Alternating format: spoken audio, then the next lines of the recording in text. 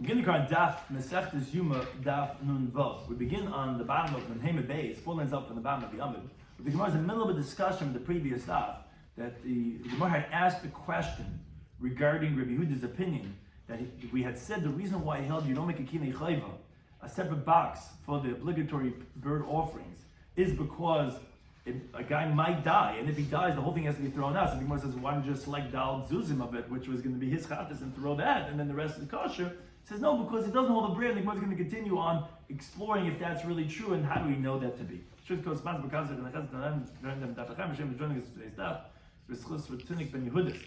discussions in today's daf are regarding Rabbi Yehuda's opinion of ein breira, that doesn't hold a retroactive clarification, which again, there's a machlek is a breira, you hold yesh breira, ein breira. The concept of Eruv Techumen, which is that a person is walking more than 2,000 amas from your house, and you make an Eruv Techumen, you go another 2,000 amas. So, again, Rabbi Yehuda, we had quoted, holds ein breira, and we cannot make something contingent upon events that have not yet taken place. So that's what the Gemara continues, Menheyim at base, 4 lines up at the bottom of the Amud. Menolan. From where do we know this idea? Rabbi Yehuda holds that we don't rely on breira. Says the Gemara, Ilim haditna. If you think from the following, it's actually a brisa that says, if someone purchases wine from the Kuthians. Now, the Kuthians were a group of people that were brought by the Assyrian king to where the Seres HaShvatim were. So although ultimately they made Gzeira on them, and Tais discusses this at length, Rashi just says, before they made Gzeira on them, regarding that their stuff are forbidden like non-Jews, so we considered it as kosher, and the Ger says either, like we have in our Gemara, that the person who purchased the wine from him were Erev Shabbos and Chashechah, Erev Shabbos right before it's getting dark, so he doesn't have time to really select, to get a vessel and separate the Trumas and Mises and everything that he does, or like Rashi brings it, which would obviously seem like it does not have this Girsa, or the guy doesn't have vessels to separate Trumas and Mises. So again, either because he doesn't have time or because he doesn't have vessels, the point is he can't just separate Trumas and Mises and put it on the side. So what does he do?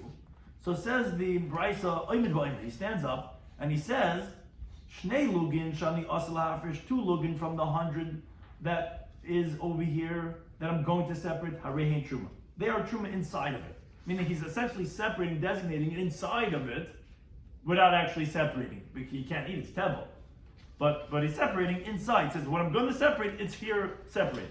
As you can tell in the Vav Menal, Asara Meiser Rishon, 10 of it is Meiser Rishon, which 10 out of 100 is a type. Problem is, Tais says not really precise. All of you mathematical people that are jumping on this is not exactly, as you can see in Taisis, because obviously if you took off Truma, then the mice is not going to be exactly, like you took off 2 out of 100, so then a tenth is not going to be exactly 10 out of 100, so 2 regarding the Meiser Sheni. Tisha Meiser Sheni, which simply, there would be 9 would be Meiser Sheni, because you take 2 types. One goes to Levi, second type, you go and you bring up and you in Shalayim. So if you took already 10 out of the 100 from Meiser Rishon, you're left with 90, then a tenth of that would be 9, but it's not precise exactly also because we already took off from the Truma. But that's what Taisa discussed regarding that discrepancy. Now, but be that as it may, he says the Truma is here, it's all inside of here. The Meiser Rishon is here. Now regarding the Meiser Sheni, this Tana says what you should do is a meichel. What you should do is you should deconsecrate the Meiser Sheni that's in here on monies, let's say, that you have in your house. Because whatever you could fix, you could fix. And then b'shei samiyad, and then you could drink from the mixture right away. Meaning, if the person had vessels, so he would separate truma and meiser. But here, where he doesn't have vessels, so we rely on retroactive verification, and to say when we ultimately finish drinking, and we're left with, you say, oh, that was the truma. Or what I drank was the chulin. That's the Remeir, which places discuss at great length. Or exactly when do we say breira, when do we not say breira, different times in Shas that seems to be a contradiction, and places explains different nuances in the different understandings of what type of breira. Is it up to you, it's up to other people, is it a condition that you're making? This guy's a length, but for the simple understanding, Remeir is saying that, you hold the breira, and you could say that ultimately what I left over was the truma that I had separated, that's inside over here. Again, Meiser Sheni is different, because Meiser Sheni you could be machal. You could do chil, right? We know Meiser Sheni, you don't have to take your truckload of stuff, take it up to your slime and bring it all the way with the big tractor trailer. You could just deconsecrate onto money. So if you could do that, so it's better off doing that and not relying on bravery. That's what Remeir said. Now, as you continue to base, however, and this is really the main point that we're trying to bring out, Rabbi Yehuda, Rabbi Shimon, Oisrin, they say, no, you can't do this. You can't say that what you left over was the truma that you separated. How do we know? Says the Gemara, Amein Breira. You see, they hold that you don't rely on Breira. So that's the proof. If you recall from the previous stuff, which we just finished saying, we said that according to me, why don't you just take out? You're concerned someone's going to die, and therefore it's always take out one source and say this was his. So no, you don't hold Breira. What was the raya? This is the raya. Because if you hold the Breira, then he would let you do it. Says, no, what are you talking about? That's not the case. How do you know that? Maybe it's different in that case. Because look, read further in the Brisa. They said to Rameir, who he's the one that says you could do this mechanism. They said, don't you agree? Maybe the flask is going to burst. You know what's going to happen if the flask bursts? Then everything, whatever was left over, was spilled on the floor. You never separated Chumas and Isis. You drank Tevel retroactively, meaning you drank Tevel, it was untied. And he said to them, look at Shibaka, when it's going to burst, then we'll be concerned. In other words, we're not concerned that everything's going to burst. Because you could give it over to a shiur, whatever, this and that. But one thing you see, the reason why, and today's discussed this also at length, regarding would someone say in an argument that they don't necessarily hold, maybe they do hold, but the point is that from the simple understanding of the Brisa, you don't see they hold in Breira, maybe they hold of Yesh Breira, but they're saying that we're concerned about Breira over here, because if it bursts, you never got an opportunity for Breira to take effect, because it spilled out before you got a chance to do the retroactive clarification. That's not a good raya to prove Rabbi Yehuda holds of Ein Breira, because to the contrary, it actually sounds like he holds Yesh Breira, but the problem is, it might burst. And if it's going to burst, then it's not going to help anyone for Breira now. Tell the says, I'll bring you a different raya that he holds Ein Breira. It's Meditani Ayin. Ayin taught the following teaching. Ayin taught a brisa in Rabbi Yehuda's opinion. He quoted Rabbi Yehuda, who we're discussing his opinion regarding Yesh Breira, Ein Breira. It says the following halach. It says, Eno de masna, ashnei dvam kacha. A person cannot stipulate on two things at the same time. What does that mean? He cannot put two Erevin, one to the east, one to all the indecisive people would love this halacha, right? He's not sure which one, the chalaisness. He's going to put an Erev to the east and one to the west. And he's going to say, look, if two Talmidei Chachamim come to town, one Rebbe comes to the east, one Rebbe comes to the west, I don't know which one, this Rebbe is better tighter, this one has better kegel, I don't know which one to do. I'll decide tomorrow. Whichever one I decide to go to tomorrow, I'll go to. You can't do that. Why not? When does an Erev take effect? When does it become the Erev? Bein HaShmashas, by twilight. That's when it takes effect. That's your Shvisa. That's how it works. The whole mechanism of Erev is that's really where I am for Shabbos. I happen to be in my house, on the other end of my Tchum, but really, that my Mukim Shvisa is where the Erev is, which is happening by Bein HaShmashas. Now, the next day, when he picks which one he wants to go to, we cannot rely on Breira to say, retroactively it was clarified that the Erev towards that Chacham was Kaina Shvisa yesterday. You can't do that. Ella, rather, and we're going to explain in a second why this would be different, when there's one Chacham, there's one Rebbe, he doesn't know which direction he's coming from. Doesn't know, where's he staying for Shabbos? Is he in Jackson? Is he in Tom's River? Is he in Howell? I don't know where he is. So therefore, he stipulates, and he says, if he came to the east, I'll find him in Shul tomorrow. If he came to the Erev or the Mizrach, I want my Erev towards the east to take effect. Lamarev, if he came to the west, on the other end of Tom's River, Erev Lamarev, I want my Erev to be to the west. I don't know where he is. I know where the Tchum ends. I'm not sure where he is. Whichever one he came to, I'll make two Erev. That he could do. But for both here and here, meaning regarding two Rebbes, whichever one I want to go to, that's not going to work, because Ein Breira. You can't say, which actively was verified that that's really where I was staying for Shabbos. Can't do that.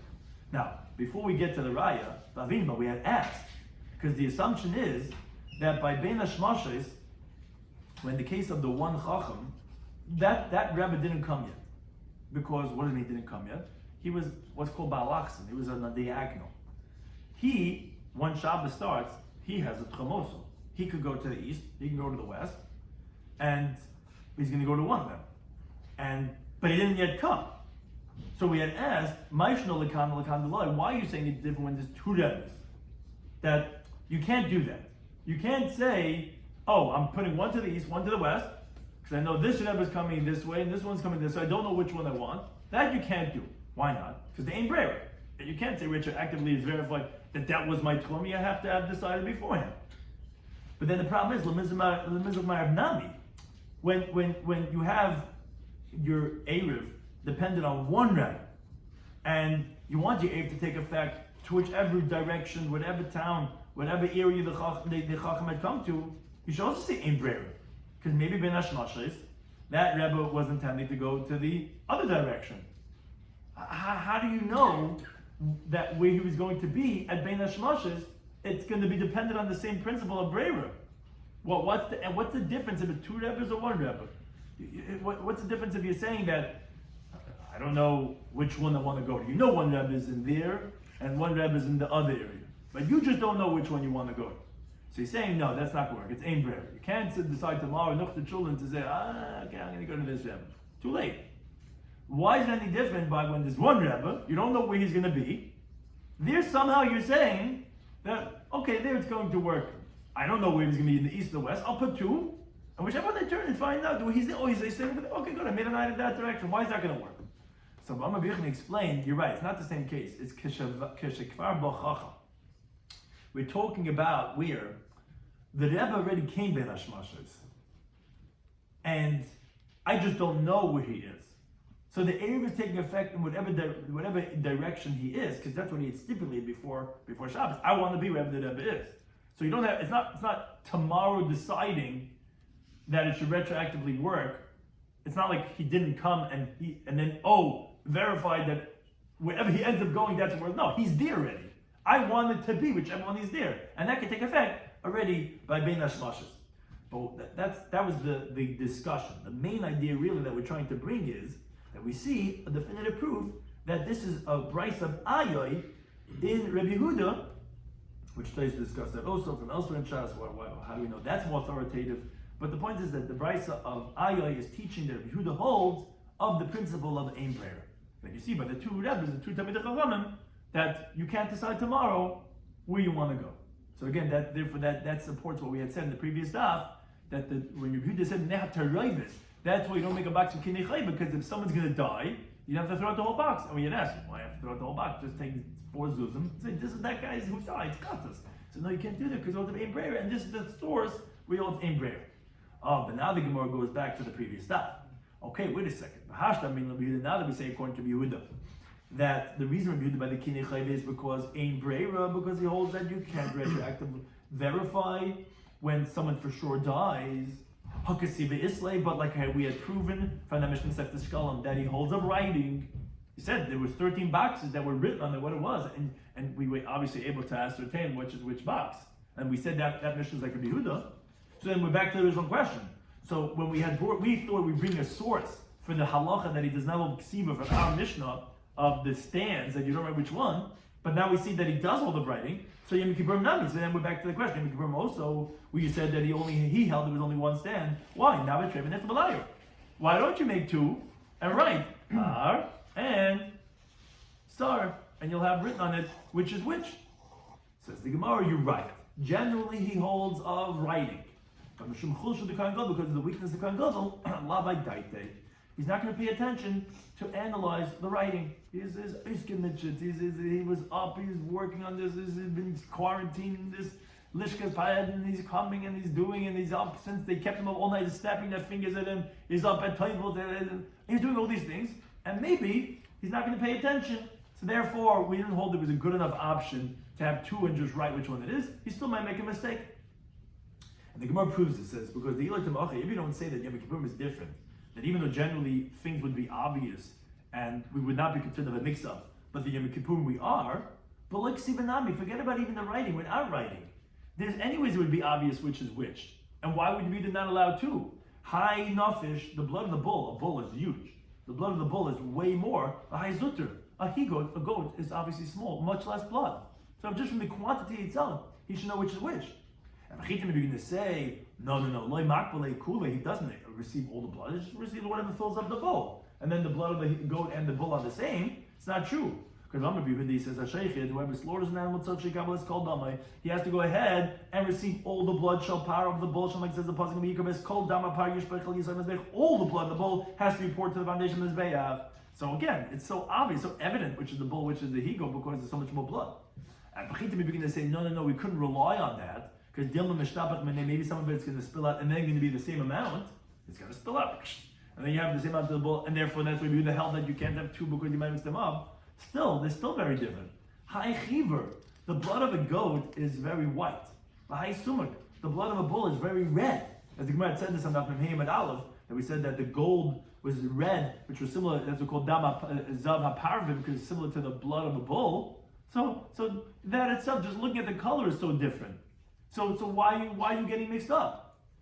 So rather, obviously, it's not because writing doesn't usually work. Writing usually works according to Yehuda. So why is he not relying on writing over here? Just like it doesn't rely on the coloring, just like it doesn't rely on the quantity. Why? Because in the Kohen Gadol is weak. Labadai is not going to pay attention regarding the color. So over here, even though writing usually works, here he's not going to pay attention, and therefore that's why we do the held. You can only have one stand, and not like the Tanakhama and our Mishnah held, you have two stands.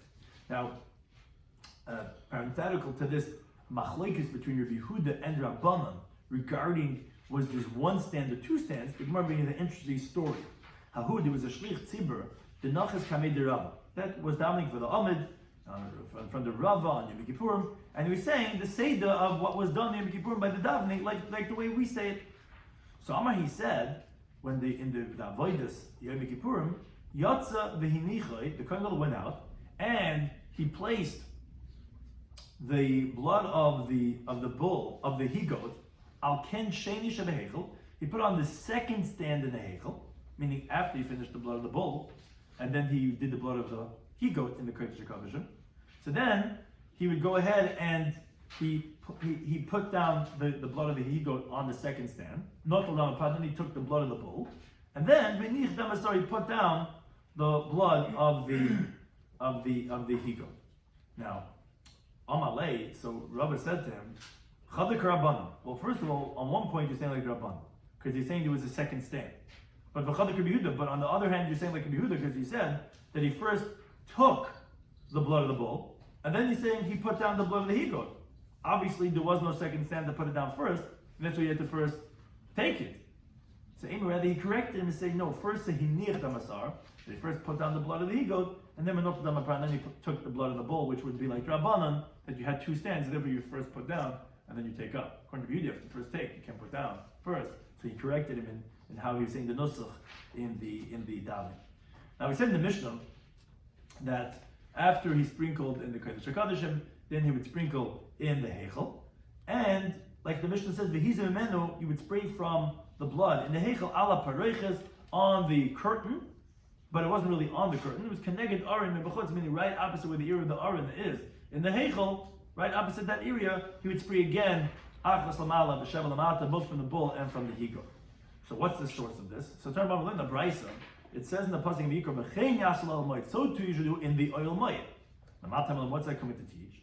To tell you, just like you would spray the achas lamal v'shevel lamata from the blood of the bull and the blood of the he-goat in lefnai v'lefnim, and then kodesh hakadashim kach maz mehechel. So you would spray in the hechel, and which teaches us just like inside of the inside was achas lamal v'shevel lamata b'nam apar. You do one upwards and seven downwards from the blood of the bull. So you do the same sprays in the Heichel. Don't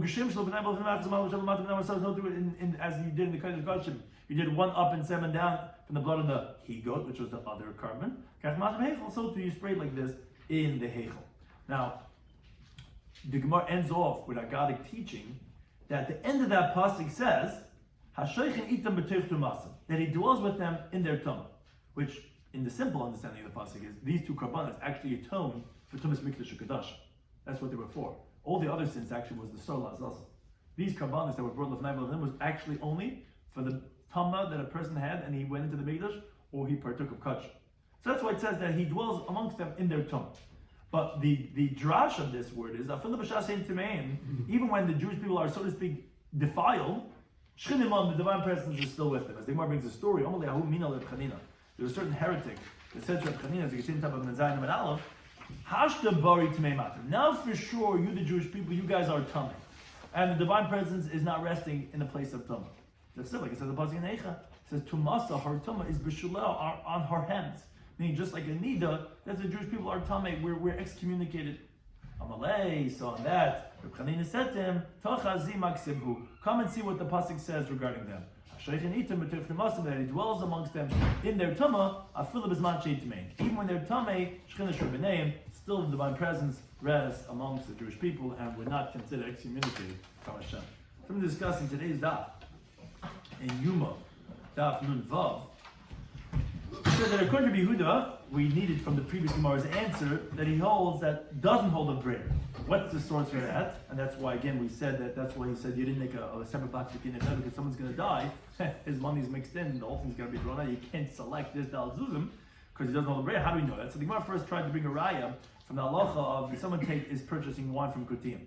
So Yehuda was from the Tanakh that says that you're not allowed to say, oh, the truma that I'm going to end up separating. Why? Obviously because you don't hold the brayer. So they went, no, it's different. They say clearly the reason is they're concerned for technicality because the flask might burst, and if it bursts, you're not going to be able to do brayer. But it sounds like actually that they do hold the brayer. So rather it's from a different source. From halacha that Aryeh had taught in Rabbi Yehuda that you cannot make a stipulation on two Erev and on two Tamid Chachamim. Aryeh works by one Tamid Chacham. I think we'll explain that's when the Chacham already came there. It's not really brayer. You just don't know, but you're saying it should take effect, and it's going to be whichever one it is. Now, so why doesn't it work by two Talmidei Chachamim, two rabbis? Because which one? You can't say retroactively that was the one. You had to have decided beforehand. So you see, he holds of ein brayer. So then the question is. So then we're back to the question. So Taka, why doesn't he hold that you have two stands for the blood and write on it? You hold yesh ksiva like you learned from Mishnah Masechet Shkala. The reason is because the Kohen Gadol is weak, and therefore he's not going to pay attention. Because the truth is, the Gemara proved even without writing, the blood is different in the quantity and in the appearance. So that itself, he should be able to know. Why is he so concerned? Obviously, because the Kohen Gadol is famata. He's not going to be able to chap, and that's why we're concerned. And also the pasuk says that even Mizman that it's main, the divine presence rests amongst the Jewish people. Thank you for any time for hosting us.